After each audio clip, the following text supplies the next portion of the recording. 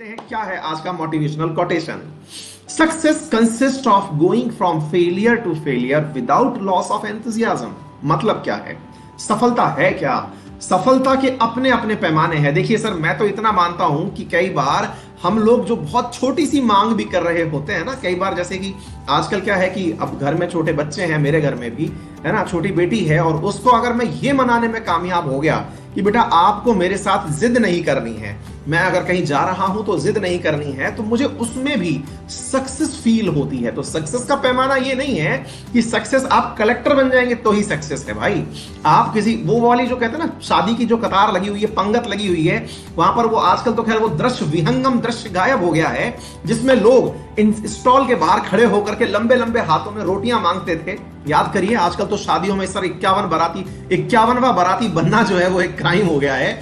लेकिन वर्तमान के इस परिदृश्य को एक बार भुला दिया जाए तो इससे पहले एक जमाना था जिस समय सर शादी में बफर सिस्टम पर खड़े हुए भोजन को आप जब इस तरह से मांगते थे, लगता था कि भूख से प्रताड़ित ही आप हैं, और वो आपके सामने एक छोटा सा टुकड़ा जो है वो थाली में डाल देता था। उस समय भी जो फीलिंग आती थी ना, वो भी एक सक्सेस की ही थी, है ना। तो सक्सेस का क्राइटेरिया ये नहीं है कि आपने सब अंबानी बनने का ठाना है, जिस दिन बन जाओगे उसी दिन सक्सेस मिलेगी। और वास्तविकता भी है, सक्सेस हर चीज जो आपने चाही, चाहे वो छोटी सी ही है, पानी का ग्लास पीने से लेकर के अंबानी बनने तक, इस सभी को सक्सेस में काउंट करिए सर। तो इसका मतलब क्या है? इसका मतलब ये है कि आप जिस चीज को लेकर के अब तक सोच रहे थे नहीं होगा, वो हो गया तो सक्सेस है। इसके लिए आपको अपने अंदर का उत्साह जिंदा रखना है।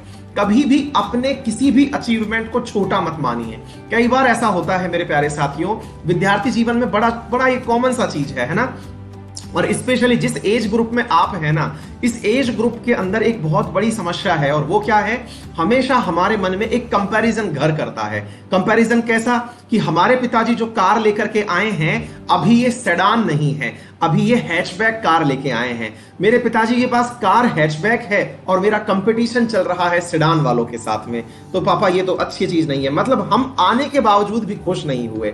हमारे घर में सेडान आई, पापा आप तो एसयूवी नहीं लाए। तो इसका मतलब क्या हो रहा है कि ये जो पॉइंट है, सर मेरे घर में बाइक है, सर कार क्यों नहीं है?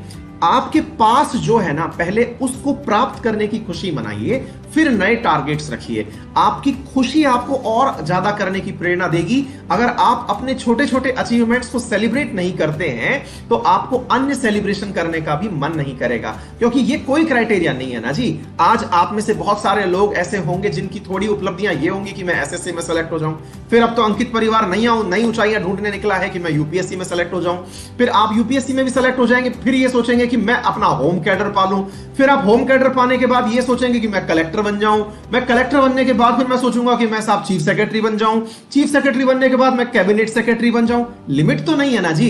तो इंपॉर्टेंट क्या है? इंपॉर्टेंट ये है जो मिल रहा है पहले उसका जश्न मनाते हैं, फिर आगे बढ़ेंगे और पूरा एंथुसियाज्म अपने साथ में, उत्साह अपने साथ में रखेंगे। और मुझे